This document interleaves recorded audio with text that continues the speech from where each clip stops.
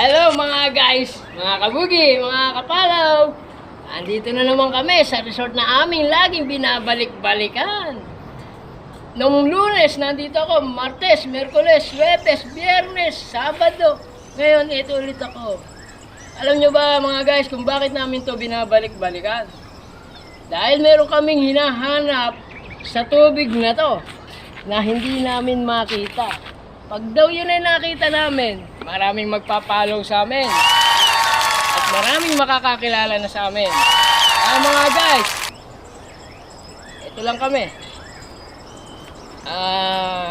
Laging magbibigay ng saya para sa inyo. Nakita nyo to? Uy! Putang ina mo, ginagawa mo! Ba't ba nandito ako? Nakita nyo pagmumukha nun? Hindi ko alam kung ano inilagay sa mukha.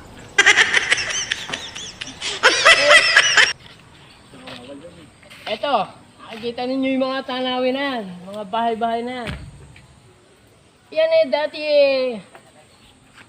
laruan lang namin yan. Ito, resort to dati, swimming pool to dati. Kanya nga lang napakarami kong isda sa dagat. Pinaguhuli ko at nang mailagay ko rito.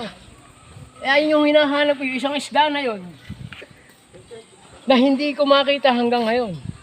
Dahil pag nakita namin, siguradong marami na kaming magagawa. At mapapasaya namin kayong lahat. Boy! Boy! Boy! Nakita Boy, ano nangyari sa'yo? Nakita mo na. Rin na! Yan po yung isda kong hinahanap. Ina mo, ginagawa mo! Bihira lang po lumabas yan. At natutulog pa yata.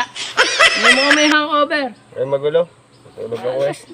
Yan po yung isda namin hinahanap na kuminsan na Serena, kuminsan na Shokoy. Sa ngayon no, nagkatawang tao. Hindi ko malaman kung ito aswang o paano. Ito, tulog ako eh. Nakawalan ako ng lakas. Hello! Mga guys! Nagustuhan nyo ba ang aming mga video? Kung nagustuhan nyo, please follow, like, and share! And then, don't forget, I'm Joel Palomo with Follow